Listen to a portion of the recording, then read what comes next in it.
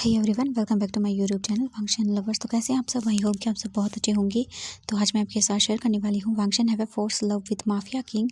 इसका next part. I hope कि story पसंद आ रही होगी। पसंद आ रही है तो प्लीज़ वीडियो को लाइक कर दें एंड चैनल को भी ज़रूर सब्सक्राइब कर लें आगे ही ऐसी ही ब्यूटीफुल कहानियों के लिए। तो चलिए फिर शुरू करते हैं।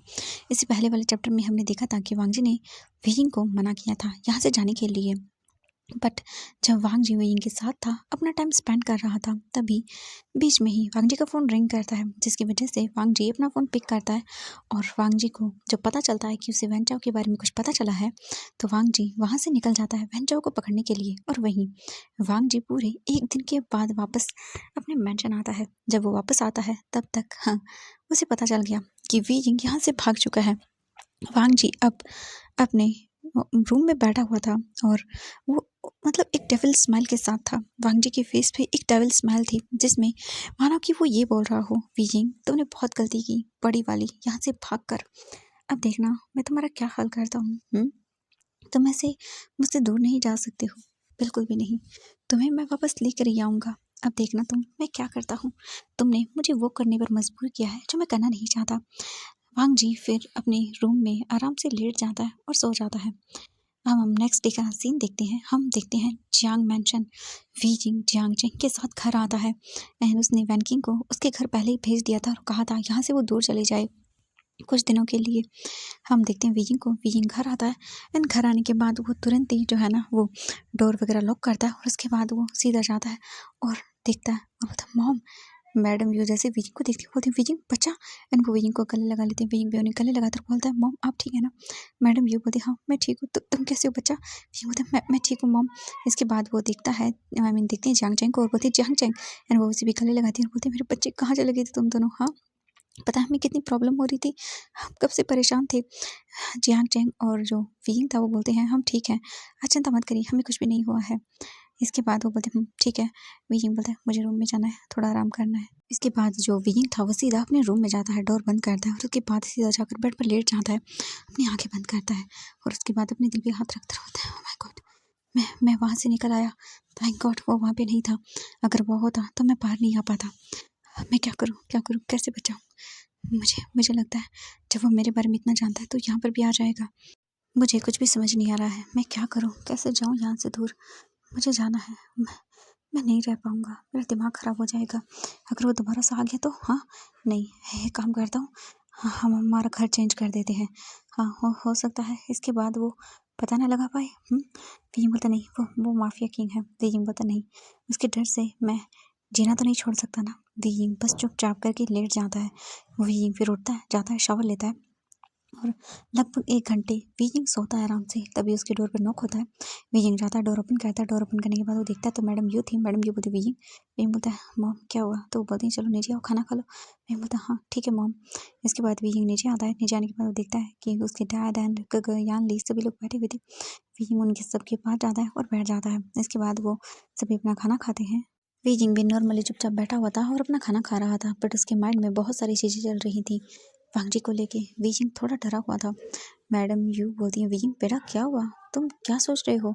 बीजिंग बोलता नहीं कुछ नहीं मॉम, मैं ठीक हूँ। वो बोलती है बीजिंग बेटा कोई प्रॉब्लम है? बीजिंग बोलता है हाँ मतलब कि काम से रिलेटेड है। तो वो बोलती है बीजिंग बेटा देखो तुम्हारा ये काम मुझे बिल्कुल रास नहीं आता, प्लीज़ इसे छोड़ दो। बीजिंग बोलता हाँ ठीक है मॉम, मैं छोड़ दूंगा, मैं रिज़ाइन कर दूंगा। ये सुनने के बाद वो खुश हो जाती है और बोलती हाँ ये बहुत अच्छा है। एंड वो जियांग चैंग को देखती है और बोलती तुम? जियांग चैंग बोलता हाँ मैं भी छोड़ दूंगा। एंड जियांग चैंग कुछ गहरी सोच में था। वीजिंग जियांग चैंग को देखता कुछ भी नहीं बोलता। इसके बाद तुरंत ही वीजिंग खाना वगैरह खा के और बोलता है मुझे आराम करना है। वो बोलते हाँ हाँ ठीक है जाओ। एंड वीजिंग तुरंत ही अपने रूम में चला जाता है। वीजिंग अपने रूम में आता है और इसके बाद वो गेट बंद करता है एंड आराम से सो जाता है। हम दूसरी ओर देखते हैं नेक्स्ट मॉर्निंग का सीन। मॉर्निंग हो चुकी थी, वांग जी उठकर नीचे आता है। वो देखता है लांस सेजन बैठे हुए थे एंड वो कोई सोच रहे थे। लांस सेजन को देखकर वांग जी बोलता गगा क्या हुआ? लांस सेजन बोलता नहीं कुछ नहीं। वांग जी बोलता गगा मैं जा रहा हूँ। लायन सेजन बोलते कहाँ? वांग जी बोलते गगा आप जानते हैं मुझे मेरा बनी वापस चाहिए। लायन सेजन बोलते वांग जी बट वो जा चुका है। वांग जी बोलते हाँ तो क्या हुआ, उसे वापस तो लाना होगा ना। ये बोलकर वो स्माइल करते हैं। इसके बाद लायन सेजन बोलते ठीक है बट कुछ गड़बड़ मत करना। वांग जी बोलते हाँ हाँ ठीक है मैं जानता हूँ, चलो। इसके बाद फिर वांग जी वहाँ से चला जाता है। हम देखते हैं यहाँ से लगभग जो है ना वो 3 दिन के बाद का सीन। वीजिंग पीसफुल था, थोड़ा डरा हुआ रहता था। बट ऐसा है कि अब बीजिंग ऐसा डरने नहीं लगा था थोड़ा बहुत, वो 2 दिन बहुत डरा हुआ रहा, बट अब ठीक था। बीजिंग को कोई भी प्रॉब्लम उसकी लाइफ में फेस नहीं हो रही थी। बीजिंग सब कुछ कर रहा था और बस ऐसे ही नॉर्मली उसकी लाइफ चलने लगती है। बीजिंग अब नॉर्मली उधर जो वर्क थे वो करना शुरू कर देता है एंड बीजिंग डिसाइड करता है कि वो कंपनी में इंटरव्यूज़ के लिए जाएगा। अब बीजिंग वो कंपनी पूरी तरह से छोड़ रहा है। जो डिटेक्टिव एजेंट का वो काम करता था वो बीजिंग छोड़ रहा है, क्योंकि ये बिल्कुल भी सही नहीं था। लोग फ्रॉड करते हैं, हाँ, छोटी चीज़ें देकर वो जासूसी करवाते हैं। बीजिंग को ये बिल्कुल पसंद नहीं आया था और अब बीजिंग उधर कंपनीज़ के अंदर इंटरव्यू देना शुरू कर देता है। बीजिंग एक ब्रिलियंट स्टूडेंट था, उसके पास काफ़ी सारी डिग्रीज थी एंड बीजिंग अब इंटरव्यू के लिए हर कंपनी के अंदर अपने रिज्यूमे को भेज रहा था। वहीं जियांग चेंग ऑलरेडी ही उधर काम करता था, तो वो तो वही अपनी कंपनी में जाना शुरू कर देता है। बट जियांग चेंग भी कहीं खोया खोया सा रहता था और बीजिंग को हर बार ये डर लगा रहता था कि कहीं कुछ हो ना जाए। एंड बीइंग जो है ना वो अपनी रिज्यूमे को हर जगह भेजने के बाद वापस घर आता है, बट उसे जॉब नहीं मिल रही थी। बीजिंग घर आने के बाद मैडम जी देखती हैं और बोलती है, बीजिंग क्या हुआ बेबी? भी बोला, कुछ नहीं, बस मुझे जॉब नहीं मिल रही। वो बोलती कि ओह कोई बात नहीं बेटा, मिल जाएगी। अच्छा काम करने में कभी कभी प्रॉब्लम्स आती हैं। बीजिंग बोलता, हाँ ठीक है मॉम, मैं समझ गया हूँ और अब से मैं वही करूँगा जो मुझे करना चाहिए। ये सुनने के बाद मैडम जी बोलते हैं, वेरी गुड, जाओ। इसके बाद बीजिंग अपने रूम में आता है और आकर वहाँ पर बैठ जाता है। बीजिंग अपनी आइज़ बंद करता है और इसके बाद सोचने लगता है कि अब उसे नेक्स्ट क्या करना चाहिए। तभी बीजिंग को एक नोटिफिकेशन आता है अपने फ़ोन में। बीजिंग तुरंत ही अपना फ़ोन ओपन करता है और उसके बाद देखता है, और बीजिंग देखने के बाद उसकी आंखें बड़ी। बीजिंग पता व्हाट, क्या सच में? ओह माय गॉड, मुझे मुझे जॉब मिल गई, हाँ माय गॉड। बीजिंग स्माइल करता है और उसके बाद बीजिंग तुरंत ही वहाँ से जाता है और बात लेता है। बात लेके बीजिंग रिफ्रेशिंग फील करता है। बीजिंग के फेस पे स्माइल थी एंड वो बहुत ज़्यादा हैप्पी था कि फाइनली उसे जॉब मिल गई है। अब सब कुछ ठीक हो जाएगा उसकी लाइफ में। बीजिंग को ऐसा लग रहा था कि जैसे फाइनली अब धीरे धीरे करके बहुत सारी चीज़ें ठीक हो रही हूँ और बीजिंग बहुत ही ज़्यादा हैप्पी था। हम अब देखते हैं लगभग 1 घंटे बाद का सीन। 1 घंटे बाद बीजिंग के डोर के बाहर नॉक होता है। बीजिंग बोलता, कम इन, एंड मैडम यू अंदर आती है और बोलते, बीजिंग बेटा। बीजिंग बोलता, मॉम आप कैसी हैं? वो बोलते, मैं बिल्कुल ठीक हूँ, चलो खाना खा लो। बीजिंग बोलता, हाँ हाँ ठीक है, मैं आ रहा हूँ। उसके बाद मैडम यू वहाँ से चली जाती हैं। हम देखते हैं थोड़ी देर के बाद बीजिंग अपना लैपटॉप देखता है, स्माइल करता है और उसने अपनी पूरी फाइल को बहुत ही अच्छे से रेडी कर लिया था एंड बीजिंग कल अपने जॉब इंटरव्यू के लिए बहुत ही रेडी था, एकदम अच्छे से। बीजिंग बहुत खुश था कि चलो फाइनली उसे जाकर जॉब मिल रही है। इतने दिन उसने अपने टाइम को वेस्ट किया एंड चलो कोई बात नहीं, फिर भी उसे जॉब मिल रही है। बीजिंग देखता है कंपनी भी काफ़ी अच्छी है एंड काफ़ी अच्छे से एस्टैब्लिश कंपनी है, इसलिए बीजिंग फिर वहाँ से सीधा निकल जाता है। नीचे खाना खाने के लिए आता है। बीजिंग बाहर आता है और अपनी फैमिली को देखता है। इसके बाद बीजिंग जाता है और बैठ जाता है। बीजिंग अपनी फैमिली के साथ खाना खाता है। मैडम व्यू जो है ना वो सभी को खाना सर्व करती हैं। लगभग आधे घंटे के बाद उनका सारा खाना कंप्लीट होता है। खाना कंप्लीट हो जाने के बाद जो बीइंग था वो बोलता है, मुझे कल जॉब इंटरव्यू के लिए जाना है। ये सुनने के बाद मैडम ये बोलते हैं, ठीक है बेटा। इसके बाद बीइंग तुरंत ही अपने रूम में आता है। रूम में आकर बीइंग लेट जाता है, अपनी आंखें बंद करता है और बोलता है, शायद अब ठीक हो जाएगा। एंड वो लैन वांग जी अभी भी आए नहीं, तो इसका मतलब है आई थिंक शायद वो भूल गया होगा। और वैसे भी कहाँ ही याद रखने वाली चीज़ें थी। बीइंग आंखें बंद करके सो चुका था। हम दूसरी ओर देखते हैं एक कार को जो जियांग मैंशन के बाहर खड़ी हुई थी थोड़ी सी दूरी पर एंड बस वो घर को देखे जा रही थी। इसके बाद कार के अंदर बैठा हुआ ड्राइवर बोलता है, बॉस हमें चलना चाहिए, काफ़ी टाइम हो गया हमें यहाँ पर रहते हुए। ये सुनने के बाद फिर वो बोलता, चलो। एंड वो कार वहाँ से चली जाती है। हाँ, हम देखते हैं लगभग 2 घंटे बाद का सीन। वांग जी अपने मैंशन वापस आता है। आकर वो अपने सामान को रखता है और उसके बाद बोलता है, वेलकम माय लव, चलो बहुत जल्द हम फिर से मिलने वाले हैं। और ये बोलकर वांग जी एक स्माइल करता है। हम देखते हैं यहाँ से पूरे 2 घंटे बाद का सीन। वांग जी आराम से लेटा हुआ था एंड वो विंग की फ़ोटो को ही देख रहा था और उसके फेस पे तो बहुत बड़ी वाली स्माइल थी। वांग जी बोलता है, बी रेडी माय लव, तुम्हें क्या लगा है मैं तुम्हें इतनी आसानी से छोड़ दूंगा? बिल्कुल नहीं, I want to make you mine. चाहे तुम हाँ करो या ना करो, but you are only mine. And ये बोलकर वांग जी स्माइल करता है। हम देखते हैं वीजिंग को। वीजिंग अपने बेड पर लेटा हुआ था एंड सोया हुआ था एंड तभी वीजिंग को कुछ एहसास होता है कि जैसे कि मानो कोई उसकी बॉडी को टच कर रहा हो एंड वीजिंग की बॉडी हॉट हो चुकी थी। एंड तभी एक झटके से वीजिंग अपनी आइज़ ओपन करता है और बोलता, हाँ ये क्या था? हाँ नहीं, ये नहीं हो सकता। मुझे मुझे क्या बकवास सपने आ रहे हैं? ये कैसे हो सकता है? हाँ। एंड वीजिंग अपनी लोअर बॉडी को देखता है जो कि राउज थी एंड वीजिंग ने अपने ट्राउज़र को पूरा गंदा कर लिया था। देखने के बाद वीजिंग आंखें बड़ी बड़ी करके देखता बोलता है, ये क्या है? हाँ, लगता है उस इंसान का असर मुझ पे हो रहा है। ये मैंने क्या कर दिया? मैं ऐसा ड्रीम कैसे देख सकता हूँ? वीजिंग एक वेट ड्रीम देख रहा था जिसमें वो वांग जी के नीचे था एंड लाउडली माइनिंग कर रहा था। एंड अब वीजिंग की हालत ख़राब।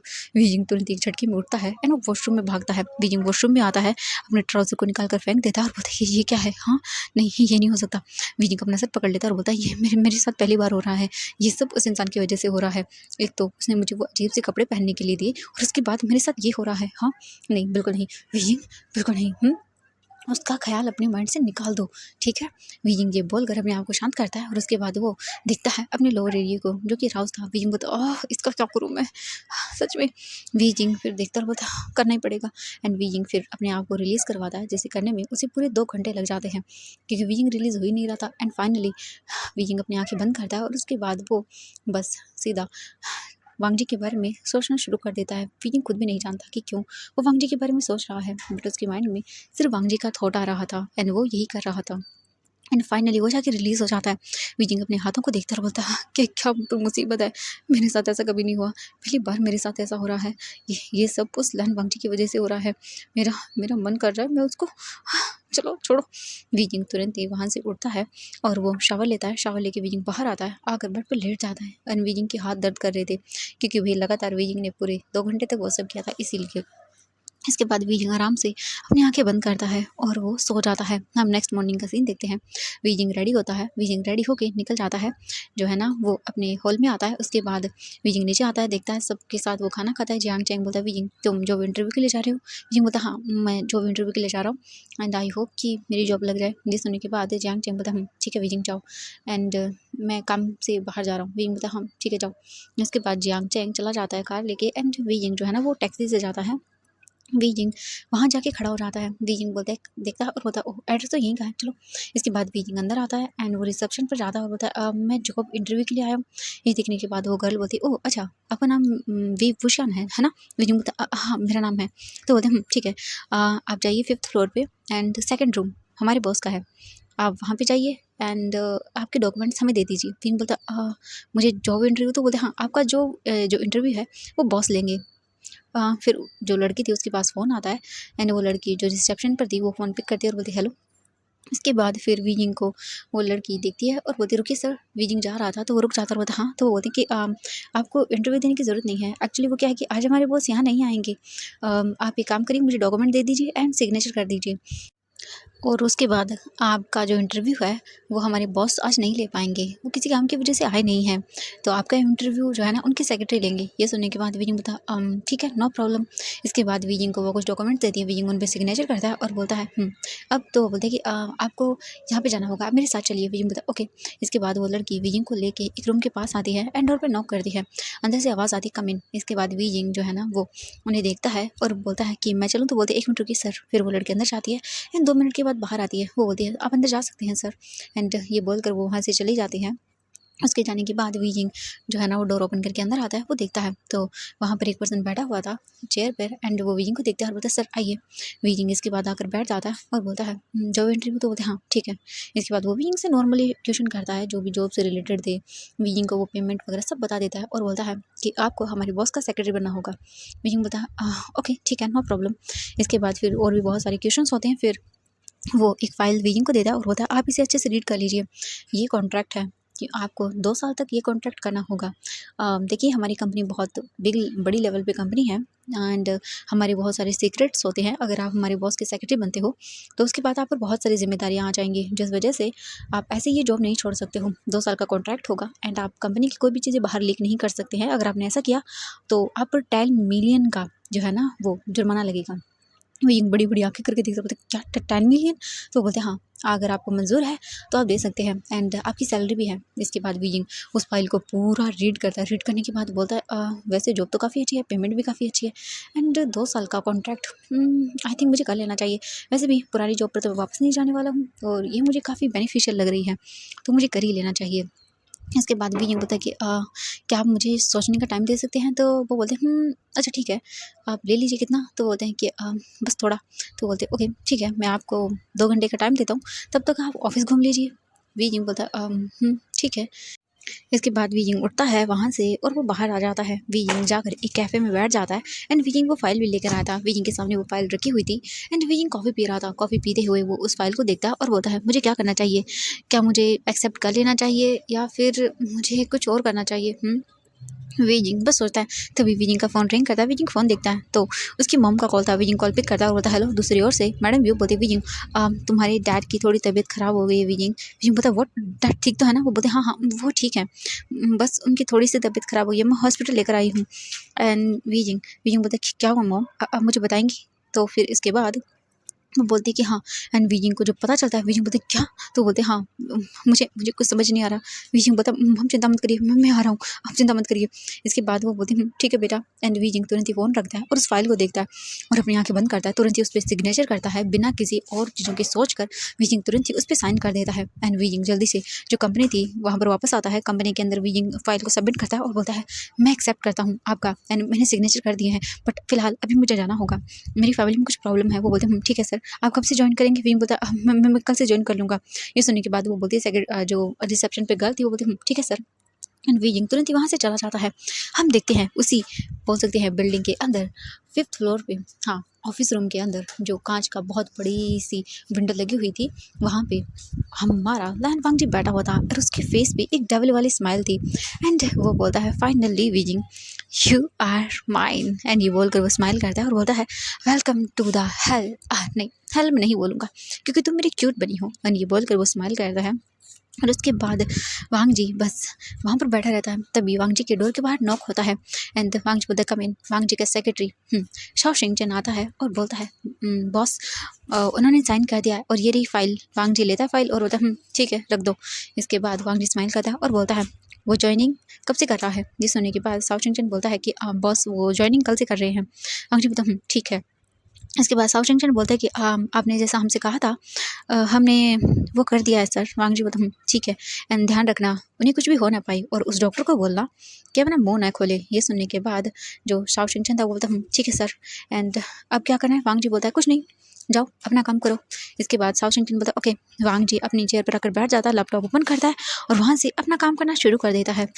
हम बीजिंग को देखते हैं। बीजिंग कैब में बैठा हुआ था एंड बहुत ही ज़्यादा घबरा रहा था। बीजिंग को डर लग रहा था बहुत ज़्यादा ही, क्योंकि बीजिंग को पता चला उसकी डैड को जो है ना वो स्टमक कैंसर है एंड बीजिंग का ऑपरेशन बीजिंग के डैड का ऑपरेशन करना होगा। जिसके बाद बीजिंग घबरा चुका था एंड कितने पैसे लगेंगे ये बीजिंग अच्छे से जानता है। बीजिंग तुरंत ही कैब से हॉस्पिटल आता है जहाँ का जो एड्रेस था बीजिंग को मिला था, वहाँ पर आ जाता है। बीजिंग तुरंत ही वो वहाँ पर पूछता है और उसके बाद बीजिंग को रूम नंबर बताया जाता है। वीजिंग भागते हुए वहाँ पर आता है और वीजिंग आता है, डोर नॉक करता है एंड तुरंत ही अंदर आता है। इसके बाद मैडम भी देखती हैं, बोलती है, वीजिंग बेटा। वीजिंग तुरंत ही अपनी मॉम को हक करता है और बोलता है, डैड को क्या हुआ? तो वो बोलती है, पता नहीं अचानक से तुम्हारे डैड जो है ना वो बेहोश हो गए।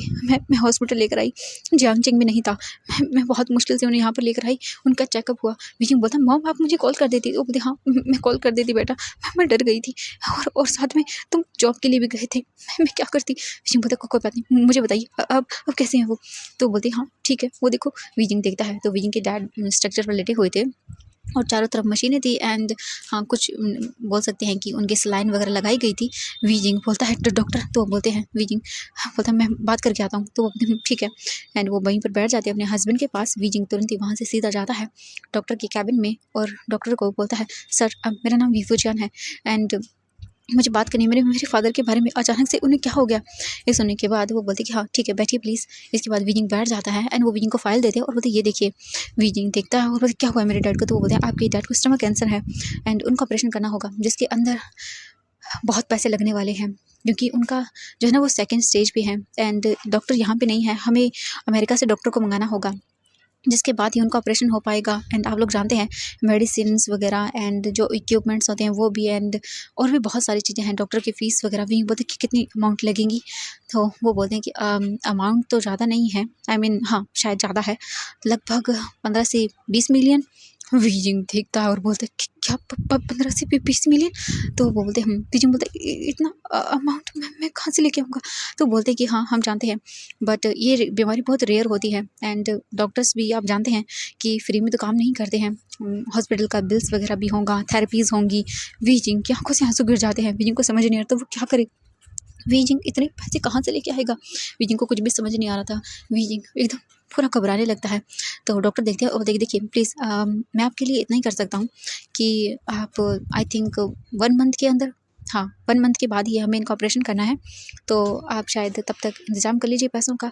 मैं बस इतना ही कर सकता हूँ, देखिए और कुछ भी नहीं कर सकता मैं। तब तक उनकी थेरेपीज़ हम करवाते रहेंगे, बट आपको हाफ़ डिपॉज़िट अभी पे करना होगा। वीजिंग देखता है और उसके बाद वो बोलता है मैं करता हूँ। वीजिंग को वो फ़ाइल देते हैं, बोलते हैं ठीक है।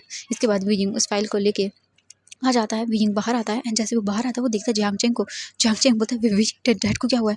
वीजिंग बोलता है डैड को, एंड तुरंत ही वो वीजिंग जो है ना जियांग चेंग को हग करता है। जियांग चेंग बोलता है वी क्या हुआ मुझे बताओ डैड को। हाँ डैड की ये हालत। वीजिंग रोने लगता है बहुत बुरी तरह से। जियांग चेंग बोलता है क्या हुआ वीजिंग मुझे बताओ, मुझे बहुत डर लग रहा है। एंड यानली भी आ जाती है। वीजिंग अपने आप को संभालता है और बोलता है डैड को स्टमक कैंसर है, उनके ऑपरेशन के लिए हमें लगभग 10 मिलियन रुपए चाहिए और हमें 1 मंथ के अंदर पैसे करने होंगे, वरना डैड को हम नहीं बचा पाएंगे। 2nd स्टेज कैंसर है उन्हें। ये सुनने के बाद जियांग चेंग शॉक और बोलता है अचानक से ये सब कैसे हो सकता है? वीजिंग बोलता है मुझे डॉक्टर ने बताया है चेंग, ये देखो। इसके बाद वो फाइल देखता है और बोलता है हम क्या करें? वीजिंग बोलता है मुझे नहीं पता हम क्या करें, बट हमें पैसे करने होंगे जियांग चेंग, वरना डैड को हम नहीं बचा पाएंगे। ये सुनने के बाद जियांग चेंग बोलता है ठीक है हम पैसे करेंगे, कैसे भी करके हम पैसे करेंगे, हम डैड को बचा लेंगे। मतलब इसके बाद जो बोल सकते यानली थी उसे देखते हैं वो लोग एंड यानली तो पूरी बेहोशी हो जाने होने लगती है। वीजिंग तुरंत ही होल्ड करता है, बोलता है श्री यानली बोलती है डैड ये क्या हो गया अचानक से? वीजिंग बोलता है श्री चिंता मत करिए हम सब ठीक कर देंगे। यानली उनको देखती है और बोलती कैसे कैसे ठीक कर देंगे आशिन, हमारे पास इतने पैसे नहीं हैं। वीजिंग बोलता है हाँ श्री मैं जानता हूँ हमारे पास इतने पैसे नहीं हैं, बट हम इंतज़ाम करेंगे कैसे ना कैसे। जियांग चेंग बोलता हाँ आप चिंता मत करिए श्री, हम डैड को बचा लेंगे, आप चिंता मत करिए, कैसे भी करके हम डैड को कुछ नहीं होने देंगे। ये सुनने के बाद यानली देखती है और वो खुद भी सोचती है कि अब क्या होगा, क्योंकि वो खुद भी जानती है वो कोई बड़ी फैमिली से बिलोंग नहीं करते हैं, उनकी एक छोटी सी फैमिली है, मिडिल क्लास फैमिली है। और अब जियांग चेंग और वीजिंग जो काम करते थे वो दोनों नहीं करते हैं, तो ये सब कहाँ से करेंगे? इसके बाद वो डॉक्टर के पास आते हैं। डॉक्टर जो है ना उन्हें चेक कर रहा था। इसके बाद वो चेक करने के बाद बोलते हैं अब ये ठीक है, आप 2 दिन के बाद इन्हें घर लेके जा सकते हैं, उसके बाद हमें इनकी थेरेपी जो है ना वो शुरू करनी होगी। वीजिंग बोलता ठीक है। एंड वीजिंग जो है ना वो अपनी मॉम को देखता है और बोलता है मॉम आप घर जाइए मैं यहीं रुकता हूँ। तो वो बोलती हैं कि वीजिंग बेटा, बट वीजिंग बोलता कोई बात नहीं आप शीजिए चैंग घर जाओ, मैं यहाँ डैड के पास हूँ। मॉम आप सुबह से परेशान हो रही होंगी ना। वो बोलती है बेटा कोई बात नहीं। वीजिंग बोलता नहीं आप जाइए। इसके बाद तुरंत ही जो जियांग चैंग था वो मॉम को एंड यानली को लेके घर आता। पूरे घर में जो बोलते हैं सदमे का माहौल बन चुका था पूरी तरह से, क्योंकि ऑब्वियसली ऐसा कुछ होता है तो पूरी फैमिली बहुत परेशान हो जाती है। एंड ऐसा ही हो रहा था। वीजिंग अपने डैड के पास बैठा हुआ था एंड अपने डैड को देख रहा था। वीजिंग आइस बंद करता है और बोलता है मैं पैसे अर्न करूँगा, मुझे कुछ भी क्यों ना करना पड़ जाए, मैं आपका इलाज कराऊंगा डैड, मैं आपको कुछ नहीं होने दूंगा। हम देखते हैं यहाँ से पूरे 3 घंटे बाद का सीन। एक नर्स आती है एंड वो स्लाइन वगैरह चेंज करके वहाँ से चली जाती है। इसके बाद वीजिंग जो है ना वो सोफे पर जाकर बैठ जाता है और वो वहाँ पर बस बैठकर अपने डैड को देखने लगता है और सोचने लगता है कि नेक्स्ट उसे क्या करना है, क्योंकि अब उसे बहुत ज़्यादा काम करना होगा अपने डैड की जान को बचाने के लिए। हम दूसरी ओर देखते हैं लैंड मैंशन, हाँ यानी कि हम देखते हैं लालवान जी को जो कि अपने रूम में था और उसके फेस पे स्माइल थी। एंड हाँ ऑफ कोर्स जो रूम था वीजिंग जहाँ पर बैठा हुआ था फिलहाल, जहाँ पर उसके डैड थे, वहीं सीसीटीवी कैमरा लगा हुआ था एंड उससे वांग जी वीजिंग को देख रहा था। वांग जी बोला ओह सॉरी माय क्यूट बनी, बट मैं क्या करूँ, मुझे तुम्हें पनिशमेंट तो देनी होगी ना, क्योंकि तुम मेरे घर से भाग गए, ये बहुत गलत बात है। एंड मुझे ऐसा कुछ करना था जिसके बाद तुम मेरे पास से जाने के बारे में सोच कर डरो। इसके बाद तो तुम मेरे से दूर ही नहीं जा पाओगे। क्यों नहीं जा पाओगे ना माय क्यूट बनी। एंड ये बोल के वांग जी स्माइल करता है और वीजिंग को देखता है। वीजिंग सोफे पर बैठा हुआ था, उसके फेस पर कैसे डरे हुए एक्सप्रेशन थे। वांग जी बोलता है तुमने मुझे ये करने पर मजबूर किया है। ये बोलकर वांग जी स्माइल करता है और बोलता है बहुत जल्द तुम मेरे पास आने वाले हो एंड मेरे होने वाले हो। ये बोलकर वांग जी बस एक डेविल वाली स्माइल करता है। एंड तभी डोर पे नॉक होता है। वांग जी बोलता कम इन। लैंस सीजन अंदर आते हैं और बोलते वांग जी बोलते गगा। एंड वो तुरंत ही अपने लैपटॉप को बंद करता है। लैंस सीजन उसके पास आते हैं और बोलते वांग जी क्या तुम जो कर रहे हो सही है? वांग जी बोलता गगा मुझे नहीं पता, बट मैं इतना ज़रूर जानता हूँ कि वो इंसान मुझे अपने पास चाहिए, पहली बार मुझे कोई पसंद आया है। एंड लैंड वांग जी से उसके ग्रिप से उसने भागने की कोशिश की है गगा, तो ऑब्वियसली मैं उसे पनिशमेंट तो देके रहूँगा। ये सुनने के बाद वांग जी की बातें लैंस सीजन बोलते हैं वांग जी बस मैं इतना चाहता हूँ कि तुम उसे हर्ट ना करो।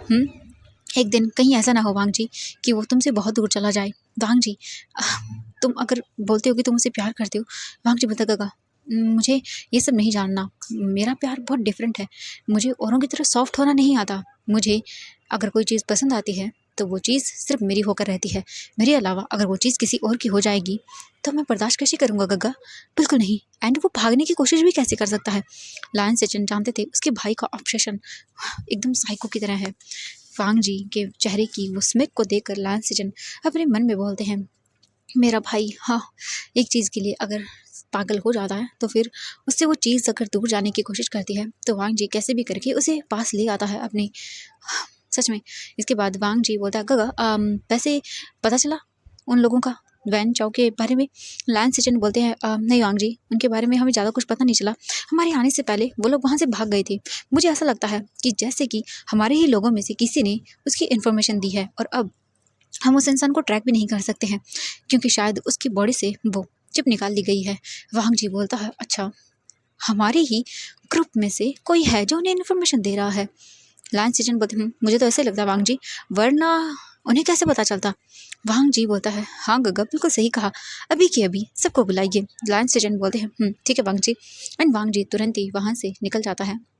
वांग जी नीचे आता है एंड जितने भी गार्ड्स वगैरह थे वांग जी उन सबको बुलाता है क्योंकि इनमें से बोल सकते हैं कि यहाँ पर ऑलमोस्ट 50 गार्ड थे एंड वो सारे के सारे गार्ड वांग जी के सामने आकर खड़े हो जाते हैं। वांग जी उन सबको देखता है और उसके बाद एक डेविल स्माइल लेता है एंड वो अपने पॉकेट से गन निकालता है, गन को टेबल पर रखता है। लायन सेचन वे भी वहीं पर बैठ जाते हैं। वांग जी तुरंत ही उस गन को उठाता है। उसके बाद उस गन को देखते हुए वो बोलता है, तो मुझे बताएगा अब में से कौन है जिसने मेरी इन्फॉर्मेशन को हाँ पेंचाव तक पहुंचाया है? क्योंकि उसे कैसे पता चला कि मैं आने वाला हूँ? और उसने स्पेशली वो नोट मेरे लिए वहाँ पे छोड़ा है। कि दम है तो मैं उसे पकड़ के दिखाऊं? तो मुझे बताओ, कैसे पता चला उसे? बाकी चीज़ें मैं मान लेता, कोई बात नहीं, अंदाज़ा लगाया गया होगा, बट नॉट वहाँ पर मुझे चिढ़ाने के लिए रखा गया था। तो इसका मतलब ये है कि वो पहले से जानता था मैं आऊँगा। हाँ, और उसके जितने भी गार्ड्स हमें मिले हैं, क्योंकि वो भागने में कामयाब तो हो गया, बट उसके जो गार्ड्स मुझे मिले हैं उनका तो मैं हाल बुरा करूँगा। बट आप लोगों में से किसे किससे ये पता है या फिर कौन वो है जिसने ये इन्फॉर्मेशन हसवैन चाव को दी है? बताओ। वो सभी गार्ड्स देखते हैं और बोलते हैं, मास्टर हम आपके लॉयल हैं। वांग जी बोलता, लॉयल, ओके, लॉयल हो, ठीक है।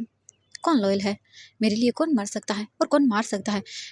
जो जो मर सकता है और मार सकता है वो आगे आ जाएं। जितने भी गार्ड्स थे वो सभी के सभी आगे आ जाते। वांग जी बोलते, वाह क्या बात है, वेरी गुड, बहुत अच्छी बात है। कौन आप में से ऐसा है जो मेरे लिए मार सकता है दूसरों को? एंड वो गार्ड सभी देखते हैं और बोलते हैं, हाँ हम सब हैं मास्टर। वांग जी बोलते, वेरी गुड। वांग जी तुरंत गन निकालता है और एक इंसान के पैर पर शूट कर देता है एंड वो गार्ड जो है ना वो अपना पैर पकड़ लेता है और बोलता है, मास्टर। वांग जी स्माइल करता है और बोलता है, अपनी लॉयल्टी को साबित करो। अब दूसरी बुलेट किसी के सिर में मारूंगा मैं बीच में, क्योंकि तुम लोग जानते हो तुम्हारे बॉस का निशाना बहुत अच्छा है। तो ये बोलकर वांग जी अपनी गन को उठाता है और गन को घुमाती हुई इधर उधर देखने लगता है।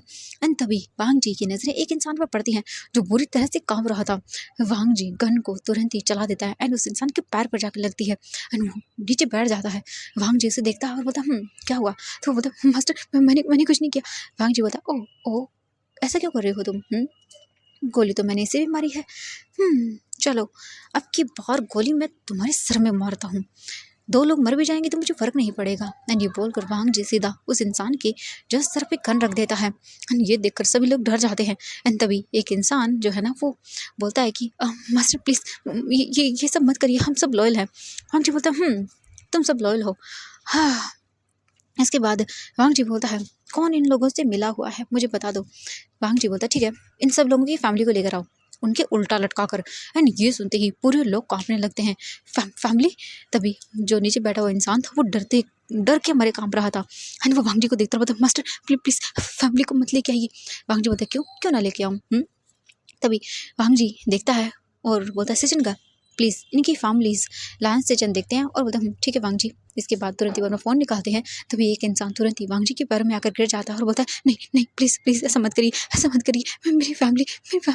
ये सुनने के बाद वांग जी स्माइल करता है और बोलता है, इसी इंसान की फैमिली को सबसे पहले लाया जाए।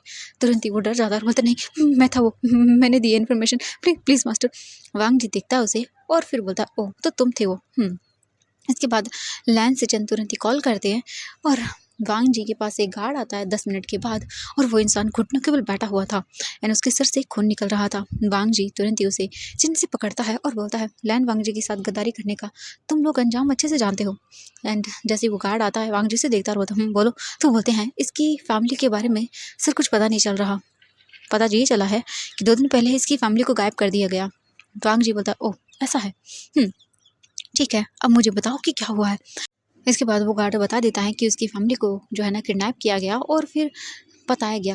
वांग जी देखता है और वो बोलता ठीक है। उस जो बोल सकते हैं इन्फॉर्मेशन वांग जी की जो थी वहाँ आने की वेंचा को जिसने दी थी, वो अपने घुटनों के बल बैठकर वांग जी से माफ़ी मांगता है। वांग जी से देखता है और उसके बाद वो अपने गार्ड को बुलाता है और बोलता है इसे ले जाकर बाहर फेंक दो गोली मारकर। एंड ये बोलकर वांग जी उसे देखता है। इसके बाद वो तुरंत ही गार्ड उसे खींच के लेके जाते हैं।